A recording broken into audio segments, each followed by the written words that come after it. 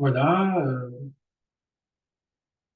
Donc, bonjour mon cher Samy. Je me réjouis vraiment de pouvoir enregistrer cette première leçon, première ou deuxième leçon. En fait, on avait déjà vu un préambule, si je puis dire, dans le fait que je t'avais présenté plus ou moins la parole de Dieu, la Bible, comme préambule, en mettant l'accent sur le fait que la Bible est la parole de Dieu et qu'on peut lui faire confiance. Elle révèle qui est Jésus-Christ et elle révèle le plan de salut que Dieu nous donne au travers de Jésus-Christ depuis la Genèse jusqu'à l'Apocalypse. Donc c'était ça le premier, je dirais, préambule qu'on a eu donc par rapport à ça.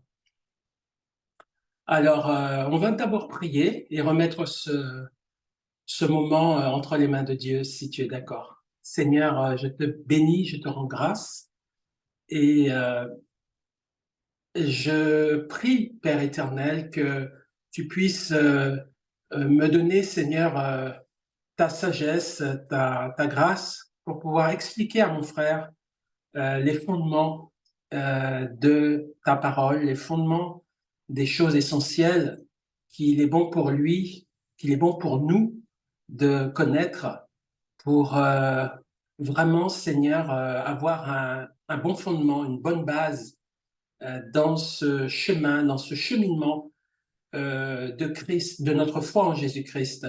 Alors, je te prie, Seigneur, de bénir ces instants dans ce but de manifester, Seigneur, Christ dans sa vie et dans nos vies à nous tous. Je te demande ces choses au nom de Jésus-Christ. Amen. Voilà, et aujourd'hui, en fait, je vais parler de la suite.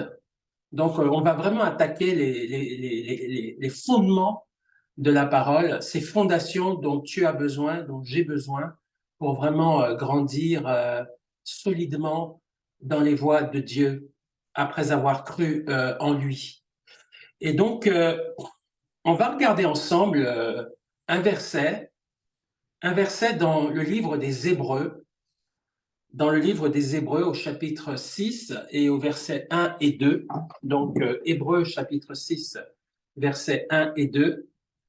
Et je vais le lire d'ailleurs. Alors, comme c'est une vidéo, tu as bien évidemment la possibilité de faire des arrêts sur image. Comme ça te donne le temps de lire le verset avec ta Bible. Parce que pour l'instant, je n'ai pas tout à fait les moyens techniques pour à la fois présenter les versets et en même temps faire l'étude. Donc, je t'invite à avoir ta Bible et à lire avec moi les versets. Mais plus tard, je m'efforce d'avoir un système, évidemment, qui permettra qu'on puisse lire les versets directement à l'écran.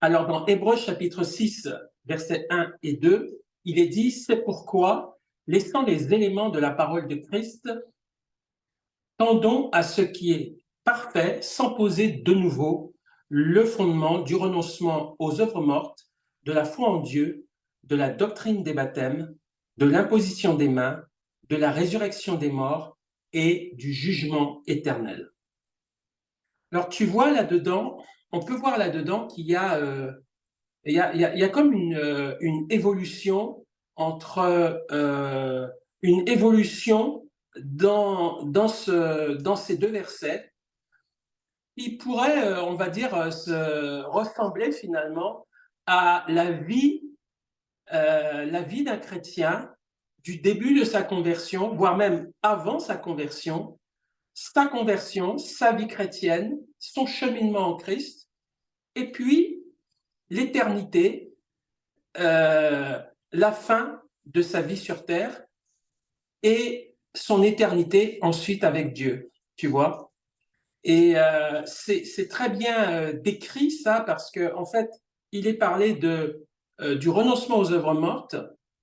Ensuite, il y a une évolution, la foi en Dieu, Ensuite, il est parlé de la doctrine des baptêmes, de l'imposition des mains, de la résurrection des morts et du jugement éternel. C'est très progressif en fait. Et c'est vrai qu'au départ, toi comme moi, quand on prend connaissance et qu'on accepte Jésus dans sa vie, dans son cœur, comme Sauveur et Seigneur, on sait pertinemment qu'avant cette foi en Jésus-Christ, on était dans le monde. On ne connaissait pas Dieu. On était sans Dieu, comme dit la parole. On va citer d'ailleurs le verset tout à l'heure. On était sans Dieu, en quelque sorte. Et c'était la première partie, si je puis dire, de ça. C'est, comme il est dit ici, le renoncement aux œuvres mortes. C'est-à-dire, avant de connaître Dieu, il faut laisser le mal.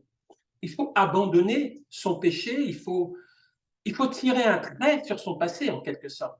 Et c'est un peu ça que veut dire le renoncement aux œuvres mortes.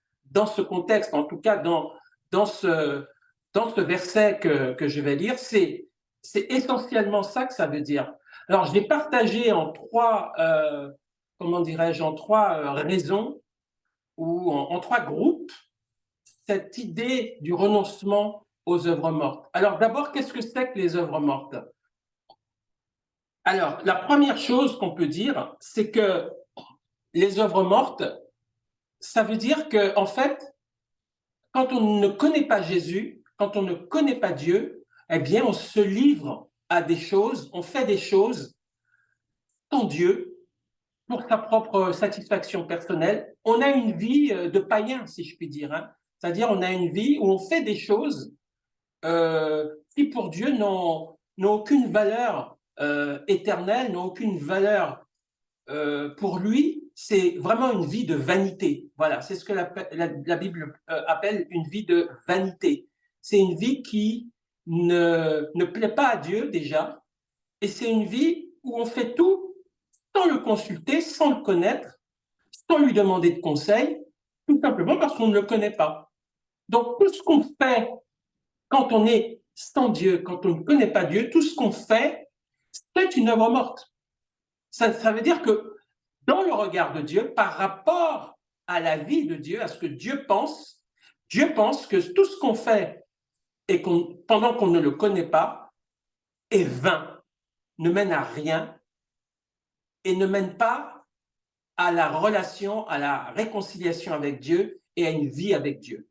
Donc, premier groupe, si je puis dire, d'œuvres mortes, eh bien, c'est tout ce qu'on fait avant de connaître Dieu. C'est-à-dire qu'on fait des choses égoïstement, pour soi-même, et par rapport à des valeurs, ou plutôt des contre-valeurs, qui n'ont rien à voir avec les valeurs de Dieu. Voilà, ça c'est le premier groupe, on peut dire, des œuvres mortes. Hein. Le deuxième groupe des œuvres mortes, ce qu'on peut dire des œuvres mortes, le deuxième groupe, c'est tout ce qu'on fait et qui est religieux. Alors, avant de parler de ça, d'ailleurs, je vais te lire un passage, un verset dans la Bible par rapport au fait qu'on fait des choses sans Dieu. Il est dit dans Éphésiens chapitre 2, verset 11, « C'est pourquoi vous, autrefois, païens dans la chair, appelés incirconcis par ceux qu'on appelle circoncis, et qui le sont en la chair par la main de l'homme, souvenez-vous que vous étiez en ce temps-là sans Christ, privés du droit de cité en Israël, étrangers aux alliances de la promesse, sans espérance et sans Dieu dans le monde. » Voilà, c'est ça. C'est aussi ça, les œuvres mortes. Alors, deuxième groupe, si je puis dire, d'œuvres mortes, pour Dieu en tout cas, c'est tout ce qui est relatif à la religion. Alors, ça nous oblige à définir ce que c'est que la religion en fait. Qu'est-ce que la religion en fait pour Dieu? La religion pour Dieu, et Dieu a horreur de ça d'ailleurs, la religion pour Dieu, c'est faire croire qu'on le connaît alors qu'on ne le connaît pas en fait, mais c'est faire croire qu'on le connaît et c'est pratiquer des œuvres que lui ne nous demande pas de faire, en tout cas, qu'il ne nous a pas demandé de faire. C'est souvent des règles, des coutumes, des pratiques religieuses des choses que Dieu ne nous a jamais demandé de faire. Souvent, c'est ça, en gros, hein, on va dire ça comme ça. Donc, on part du postulat que on va s'approcher de Dieu et on va être approuvé par Dieu si on fait ça, ça, ça ou ça. Voilà, c'est ça la religion. C'est-à-dire, si je fais ça, si je fais ça, si je fais ça, alors je suis croyant et j'ai l'espérance, la possibilité d'avoir un jour accès au ciel parce que j'ai fait ça, ça, ça ou ça. En gros, c'est ça la religion. Et donc, les œuvres religieuses sont aussi des œuvres mortes. Parce que ce n'est pas le fait de faire quelque chose qui fait de nous un croyant pour Dieu, qui fait de nous un enfant de Dieu. Ce qui fait de nous un enfant de Dieu, c'est de croire en Jésus-Christ. Ça fait de nous un enfant de Dieu. Ce n'est pas de faire des choses et en même temps de ne pas le connaître. Et le problème des religions, c'est on demande à faire des choses, mais on n'est pas en relation avec Dieu par Jésus-Christ. Et ça, ce sont aussi des œuvres mortes. C'est-à-dire des œuvres qui n'apportent rien, sinon la séparation in fine d'avec Dieu au final. Donc ça aussi, on peut dire que ce sont des œuvres mortes. Je vais lire un passage aussi par rapport à ça. C'est dans Galates. Tu sais, ça parle de Caïn, donc Galates chapitre 4, à partir du verset 9. C'est un passage qui parle de Caïn par rapport à son frère Abel. Caïn, justement, était quelqu'un qui était un homme religieux, finalement, parce qu'il n'avait pas... il dialoguait avec Dieu, il croyait en l'existence de Dieu, mais il n'a pas donné son cœur à Dieu. Il n'a pas accepté la solution que Dieu lui donne pour être réconcilié avec lui. Et donc, il s'est mis à faire des choses sans auparavant être agréé par Dieu, ou en tout cas croire dans son cœur en Dieu par rapport aux exigences de Dieu et non par rapport à ses exigences à lui. Donc, il ne s'est jamais réconcilié avec Dieu, il n'a jamais donné son cœur à Dieu. Par contre, il a pensé que sans forcément donner son cœur à Dieu, sans recevoir le pardon de Dieu, sans recevoir même la vie de Dieu, eh bien, on peut plaire à Dieu, on peut faire des choses que Dieu ne demande pas de faire d'ailleurs, que lui-même a décidé de faire, alors que Dieu ne lui a rien demandé. Et donc, c'est ça l'homme religieux. Il commence à faire des choses, Dieu ne lui a pas demandé de faire ces choses, il les fait, et en même temps, il n'est pas réconcilié avec Dieu, il n'est pas en paix avec Dieu au sens qu'il il n'a pas cassé le mur qui le sépare de Dieu à cause de son péché. Voilà ce que c'est un homme religieux. Alors, il est dit dans Galates chapitre 4, comme je t'ai dit tout à l'heure, au verset 9, l'Éternel dit à Caïn, où est ton frère Abel? Il répondit, je ne sais pas, suis-je le gardien de mon frère? Et Dieu dit, qu'as-tu fait? La voix du sang de ton frère crie de la terre jusqu'à moi. Maintenant, tu seras maudit de la terre qui a ouvert sa bouche pour recevoir de ta main le sang de ton frère. Donc voilà quelqu'un, tu pourras continuer à lire la suite si tu veux après. Voilà quelqu'un, donc, en l'occurrence Abel, qui était le prototype même de l'homme religieux. C'est-à-dire, il pensait plaire à Dieu, mais il n'était pas réconcilié avec Dieu. Et puis, il s'est mis à faire des choses que Dieu ne lui demandait pas de faire. Et surtout, ça l'a conduit finalement à tuer en tout cas celui, Abel, qui lui était réconcilié avec Dieu, qui lui avait une relation pacifiée avec Dieu, qui lui avait ses péchés pardonnés par Dieu. Donc l'homme religieux devient très dangereux parce que non seulement il ne s'humilie pas devant Dieu, comment dirais-je, il donne pas son cœur à Dieu, il ne reçoit pas gratuitement le pardon que Dieu lui offre, mais il va aussi persécuter ceux qui connaissent vraiment Dieu. Il va les persécuter et là, comme dans le cas de Caïn et d'Abel, Caïn va tuer Abel, son frère, par jalousie. Alors, voilà aussi ce que sont les œuvres mortes. c'est les œuvres qui sont pratiquées par des gens qui ne connaissent pas Dieu et qui en plus peuvent persécuter et tuer ceux qui le connaissent véritablement et qui lui ont donné leur cœur. Troisième groupe d'œuvres, si je puis dire, d'œuvres mortes, hein, c'est tout simplement les péchés. Les péchés, c'est-à-dire les désobéissances ouvertes, franches à Dieu, en pratiquant des choses illicites, des choses que Dieu condamne. Alors, on va voir ensemble, toujours dans, comment dirais-je, dans, pas toujours dans Galates, non, dans Romains chapitre, la lettre de Paul aux Romains, au chapitre 6, on va voir ensemble, donc dans Romains chapitre 6 et au verset 20, Romains chapitre 6, verset 20, il est dit, car lorsque vous étiez esclaves du péché, vous étiez libres à l'égard de la justice. Quels fruits portiez-vous alors? C'est-à-dire, quelle œuvre vous faisiez lorsque vous étiez esclaves du péché? Eh bien, vous faisiez des péchés. Et il dit au verset 21, donc la suite, des fruits dont vous rougissez aujourd'hui, car la fin de ces choses, c'est la mort. Mais maintenant, étant affranchis du péché et devenus esclaves de Dieu, vous avez pour fruit la sainteté et pour fin la vie éternelle. Donc, ces péchés qu'on commettait avant de connaître Dieu nous mènent à la mort. Ce sont des œuvres qui mènent à la mort. Alors, quand on parle de mort, on ne parle pas seulement de mort physique, mais on parle surtout de mort spirituelle. C'est-à-dire que la vie de péché sans Dieu, c'est une vie qui nous condamne à la mort éternelle.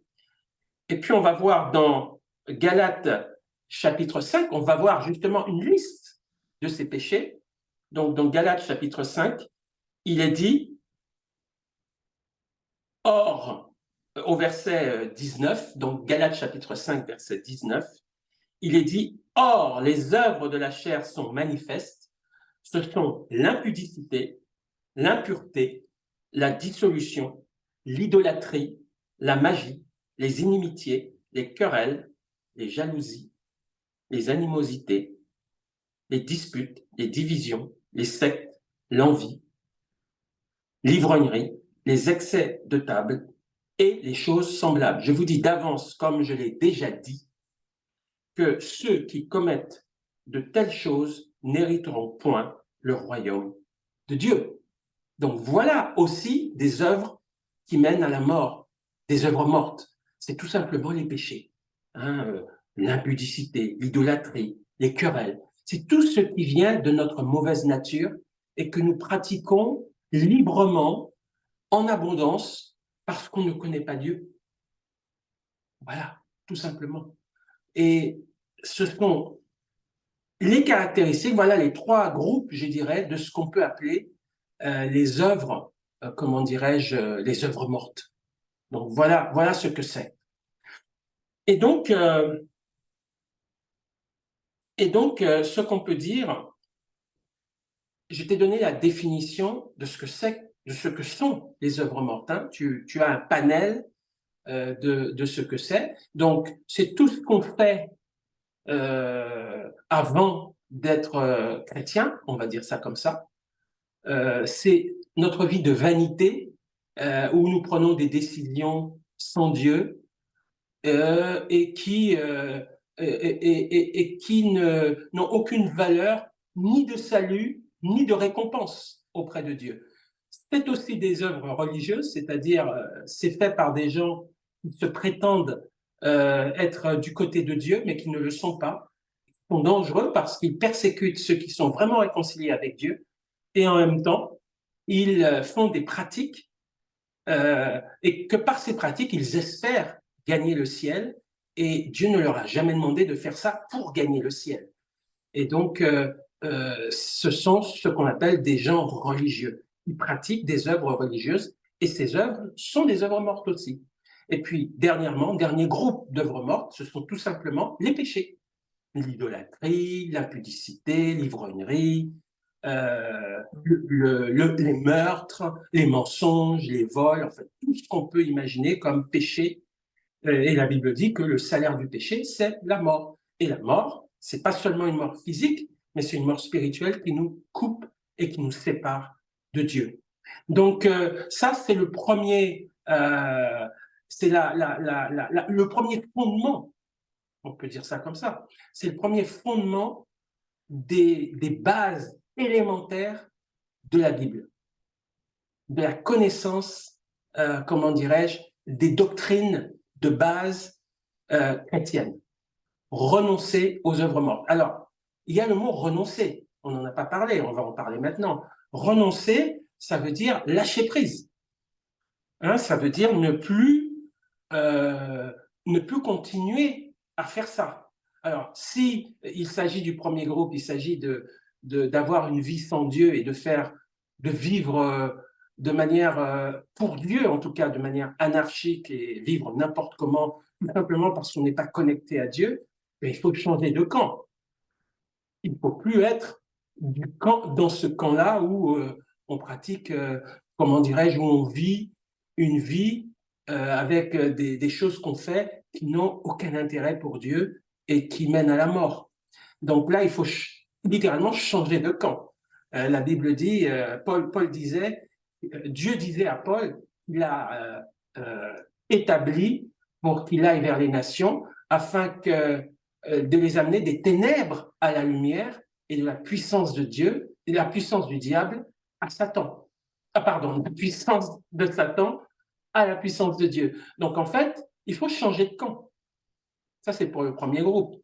Pour le deuxième groupe, les hommes religieux, il faut qu'ils arrêtent en réalité de pratiquer des pratiques que Dieu ne leur a pas demandé de faire et de croire, par contre, dans le salut de Dieu. Jésus a dit à ceux qui l'écoutaient, il a dit, l'œuvre de Dieu, c'est que vous croyez en celui qu'il a envoyé, c'est-à-dire en Jésus-Christ. L'œuvre de Dieu ne consiste pas à faire ceci, cela, à faire une multitude de listes d'œuvres pieuses pour gagner le salut. Et Jésus a condamné ça. Et Jésus a dit, l'œuvre de Dieu, c'est pas de faire quelque chose. L'œuvre de Dieu, c'est de recevoir le pardon et c'est de croire en celui qui nous donne ce pardon, en Jésus-Christ. Donc, il faut arrêter de faire ces choses religieuses et puis il faut croire en Jésus. Et puis, troisième groupe d'œuvres mortes, eh ben, il faut cesser ces péchés de la chair, l'impudicité, le mensonge, etc. C'est pas renoncer aux œuvres mortes. Cesser le péché sous toutes ses formes. Alors, c'est vrai que euh, de nous-mêmes, c'est compliqué. Mais lorsqu'on croit en Jésus, lorsqu'on reçoit Jésus dans sa vie, c'est lui qui fait ce travail.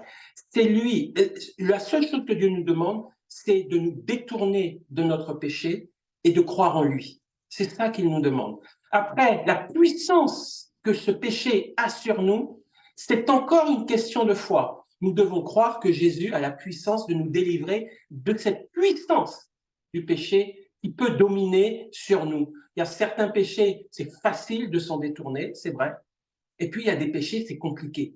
Il y a comme une puissance qui nous tient, qui nous lie à ces péchés. Eh bien, Jésus, la foi en Jésus, est capable de briser ce lien, cette addiction à certains péchés. Et c'est là toute la puissance, finalement, de Dieu qui, en fait tout. C'est lui qui nous pardonne, c'est lui qui nous réconcilie avec lui, c'est lui qui nous délivre de la puissance du péché, et c'est lui qui nous délivre du châtiment que mérite le péché, c'est-à-dire de la mort. Donc, tout vient de Dieu. Il n'y a rien qui vient de nous au départ. C'est lui, comme un cadeau, qui nous offre tout pourvu qu'on le croit, qu'on s'humilie, qu'on reçoit par la foi son pardon. C'est lui qui va faire ce travail. Ce n'est pas une question de choses à faire au départ. C'est de recevoir celui qui est tout puissant et qui a la puissance de briser le péché qui est en nous. Voilà. Si tu peux retenir ça, gloire à Dieu. C'est le premier fondement, renoncer à toutes ces œuvres que Dieu qualifie de mortes. Voilà le premier module, la première base, le premier fondement biblique, si je puis dire, qu'il faut retenir, renoncer aux œuvres mortes. Que le Seigneur te bénisse. À bientôt.